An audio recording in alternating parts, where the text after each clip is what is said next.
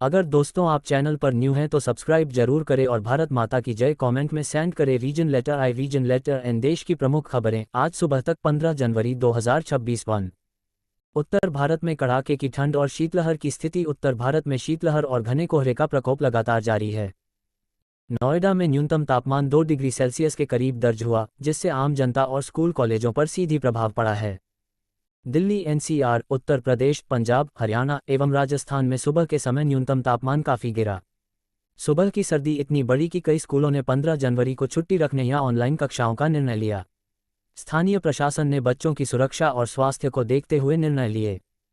कोहरे के कारण सामान्य यात्रा और सड़क मार्गों पर दृश्यता प्रभावित रही, जिससे यातायात सुस्त रहा और कुछ हिस्सों में ट्रैफिक बाधित भी हुआ। नागरिकों को आगाह किया गया कि वे सुबह के समय बिना जरूरी काम घरों से बाहर नहीं निकलें। विशेष शीतलहर का प्रभाव अगले कुछ दिनों तक बढ़ने की संभावना है, जिससे लोक प्रशासन ने राहत सहायता उपायों को बढ़ाया है। Reason letter I region letter N2। देश में सामान्य राजनीति और प्रशासनिक गतिविधियां। स्थानीय प्रशासनिक समाचार। कई राज्यों के शहरों में प्रशासन ने नागरिक समस्याओं को लेकर नई पहल की है, जैसे डिजिटल साक्षरता अभियानों का आयोजन, सड़क सुरक्षा कार्यक्रम आदि। पुलिस का स्थानीय अपराध और मामलों की स्थिति। देहरादून में एक ढाबे के विवाद में जीजा साला पक्षों के बीच झड़प हुई और प्राथमिकी दर्ज की गई। उत्तर प्रदेश के बस्ती शहर में कुत्तों के आतंक के कारण लोगों की शिकायतें प्रशासन तक पहुंची। बिजली बिलों को लेकर लोगों ने स्थानीय प्रशासन से राहत की मांग की। ये सभी खबरें स्थानीय स्तर पर आज सुबह की ताज़ा अपडेट्स के रूप में सामने आने वाली मुख्य सामाजिक विषय हैं। पृथ्वी दुनिया भर की प्रमुख खबरें आज सुबह तक वन।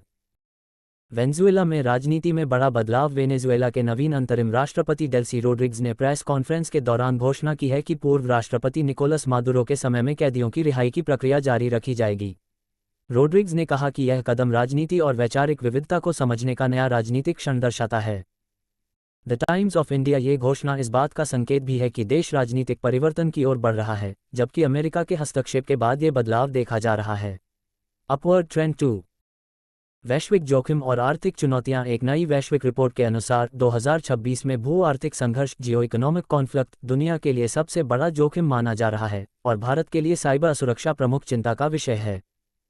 अर्थव्यवस्था और तकनीक को जोड़ते हुए यह अध्ययन बताता है कि देशों के बीच आर्थिक प्रतिस्पर्धा कई बार राजनीतिक तनाव को भी जन्म दे सकती है और साइबर सुरक्षा को प्राथमिकता देनी होगी।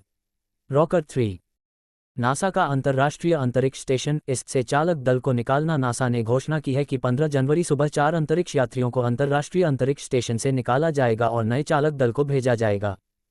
ये प्रक्रिया स्पेस स्टेशन के स्वास्थ्य और संचालन को सुनिश्चित करने में महत्वपूर्ण कदम है। Reason letter I region letter R4।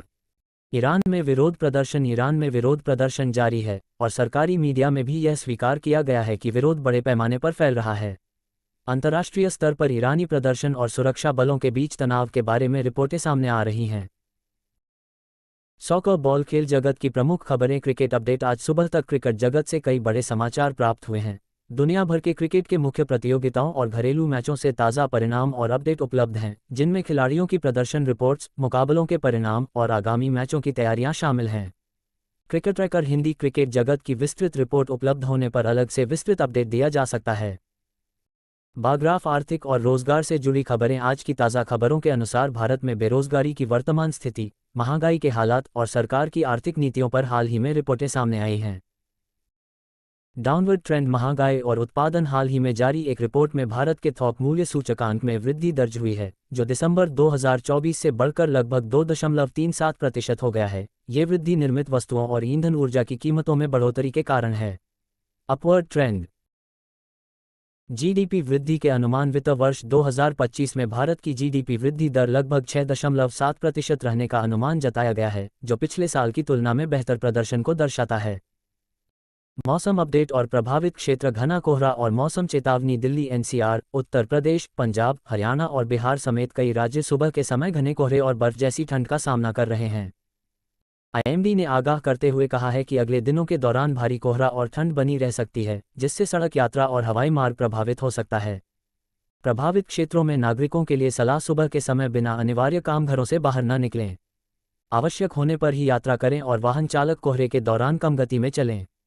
स्वास्थ्य को लेकर बुजुर्ग और बच्चों की विशेष देखभाल करें। पुष्पिन सामाजिक और स्थानीय जीवन के समाचार। महिला स्कूल शिक्षा संबंधी निर्णय। अनेक विद्यालयों ने मौसम की स्थिति के कारण 15 जनवरी को या तो छुट्टी दे दी है या फिर कक्षाओं को ऑनलाइन स्थानांतरित किया है। उत्तर प्रदेश सहित कई राज्यों ने सरकारी आदेश जारी किया है। स्थानीय समस्याएं। शहरों में बढ़ती ठंड के बीच स्थानीय प्रशासन सामाजिक सुरक्षा और राहत कार्यों में जुटा हुआ है। बिजली, सड़कों और जनहित से जुड़े मुद्दों पर स्थानीय अधिकारियों ने निगरानी बढ़ा दी है। वन संक्षिप्त बुलेट। आज सुबह की सभी प्रमुख खबरें। उत्तर भारत में सख्त सर्दी और घना कोहरा, कई स्कूल बंद। वेनेजुएला के अंतरिम राष्ट्रपति कैदियों की रिहाई जारी रखने का वादा। ईरान में विरोध प्रदर्शन जारी, सुरक्षा विरोध तनाव बना हुआ। भू आर्थिक संघर्ष 2026 के लिए वैश्विक जोखिम, भारत में साइबर सुरक्षा चिंता। नासा ने अंतरिक्ष यात्रियों के इससे बाहर निकालने का निर्णय लिया। दिल्ली एनसीआर में कोहरे से परिवहन प्रभावित। स्थानीय प्रशासन डिजिटल साक्षरता और जागरूकता कार्यक्रम चला रहा है। महंगाई दर बढ़ी, जीडीपी वृद्धि संभावित 6.7%।